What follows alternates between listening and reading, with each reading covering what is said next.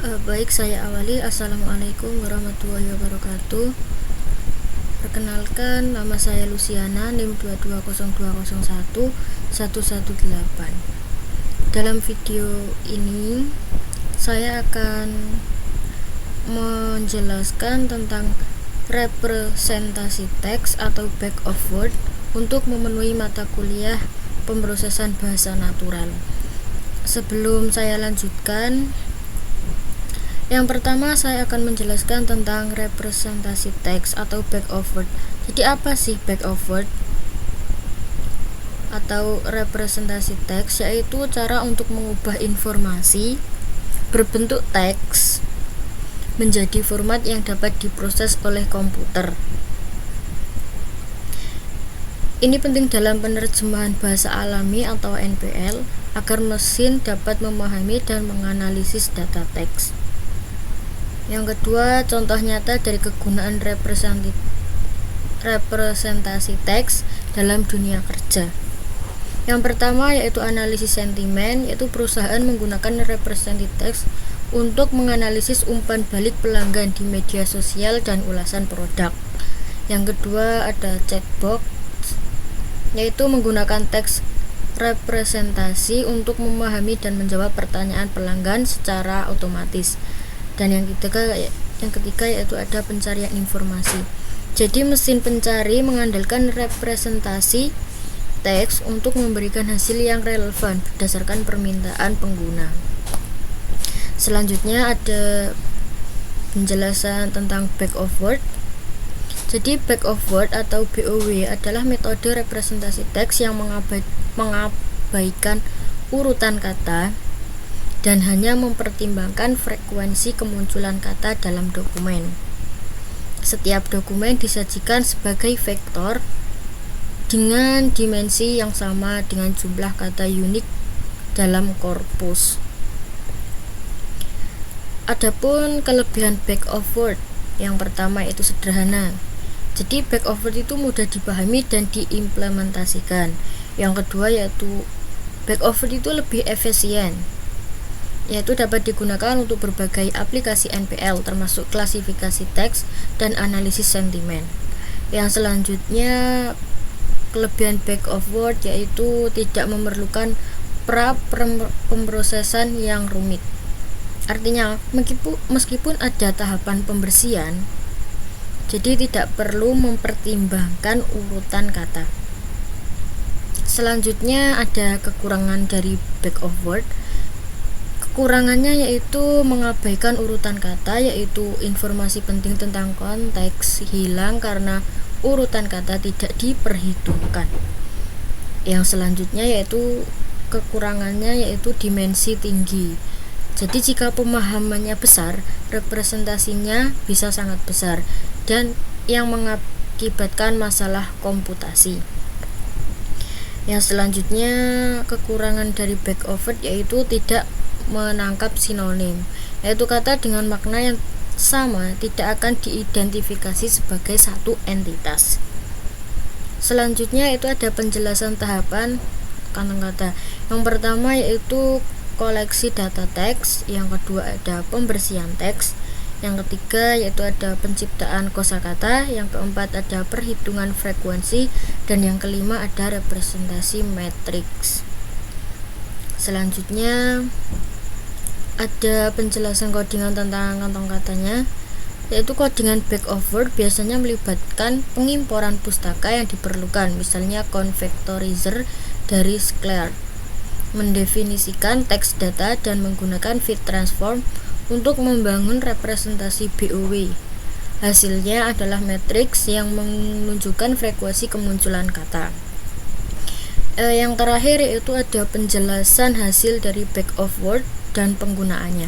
Jadi hasil dari representasi back of word adalah matriks yang menunjukkan frekuensi kata dalam dokumen. Ini dapat digunakan untuk berbagai tujuan seperti klasifikasi teks, yaitu menggunakan BOW sebagai fitur utama algoritma pembelajaran mesin.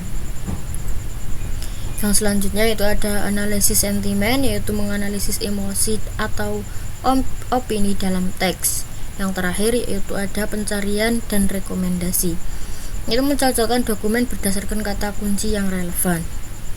Yang selanjutnya yaitu ada penjelasan hasil dari back over dan penggunaannya.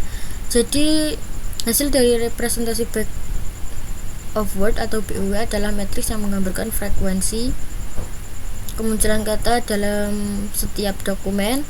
Setiap baris dalam matriks mewakili satu dokumen dan setiap kolom mewakili satu kata unik dari pemahaman yang diidentifikasi.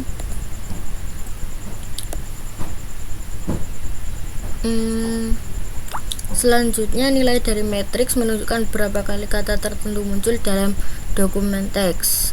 Penggunaan hasilnya yaitu klasifikasi teks. Yang kedua ada analisis sentimen. Yang ketiga pencarian informasi.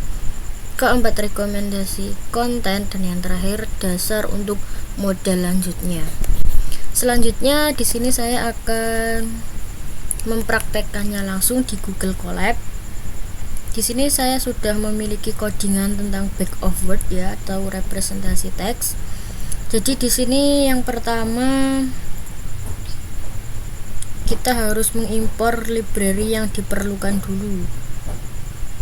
Apa sih gunanya?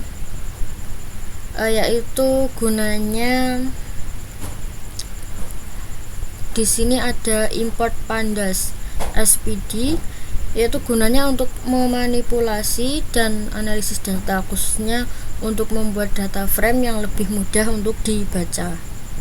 Kemudian ada di sini ada convectorizer, yaitu bagian dari Sclear yang mengubah teks menjadi representasi numerik berdasarkan frekuensi kata. Di sini ada contoh data teks. Di sini saya membuat beberapa teks, ada 1, 2, 3, dan 4.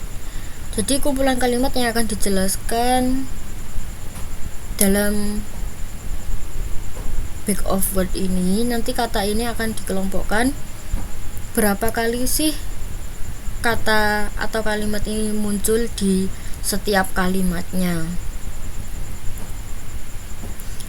Kemudian di sini ada membuat objek convectorizer.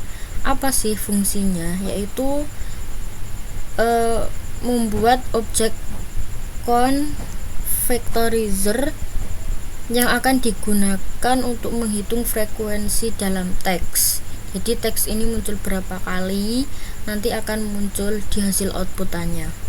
Kemudian di sini ada mengubah data teks menjadi representasi BOW, yaitu X-nya sama dengan vectorizer fit transform atau datanya. Jadi fit transform ini, metode ini melakukan dua hal, yaitu cocok untuk mempelajari kosakata dari data teks atau mengidentifikasi kata-kata unik. Kemudian untuk transform ini yaitu mengubah data teks menjadi matriks yang menunjukkan frekuensi masing-masing kata di setiap dokumen. Yang selanjutnya itu ada mengubah hasil menjadi data frame untuk tampilan yang lebih baik. Jadi di sini ada X to array. Fungsinya yaitu mengubah matriks sparse menjadi array biasa. Kemudian ada PD data frame, yaitu membuat data frame dengan baris yang mewakili dokumen dan kolom yang mewakili kata-kata. Nama kolom diambil dari pemahaman yang dihasilkan oleh convectorizer tadi yang di atas. Kemudian yang terakhir ini ada menampilkan hasil. Jadi untuk menampilkan hasil outputannya kita harus menambahkan print BOW strip df, yaitu menampilkan data frame yang menggambarkan representasi BOW. Setiap sel menunjukkan berapa kali kata tertentu muncul dalam dokumen. Kata ini berapa kali muncul dalam dokumen. Selanjutnya kita akan jalankan.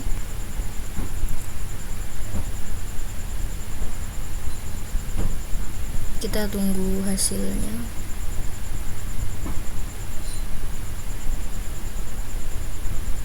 Setelah kita jalankan maka akan muncul hasil outputannya. Jadi hasil outputannya seperti ini. Nah, nanti kita bisa lihat hasilnya, yaitu adalah muncul sebanyak berapa kali di paragraf pertama, yaitu adalah 0, belajar 0, dan 1, kunci 0, learning 0, matching 1, menarik 1, sangat muncul 0 kali, saya muncul 0 kali, dan tanda garing ini muncul 1 kali. Kemudian begitupun sampai 4 paragraf tadi. Di bawahnya juga muncul suka, sukses, dan untuk. Nah, ini hasil outputan yang dari hasil teks yang saya masukkan. Sekian penjelasan tentang representasi teks atau back of word dalam video kali ini. Kurang lebihnya saya mohon maaf. Saya akhiri. Wassalamualaikum warahmatullahi wabarakatuh.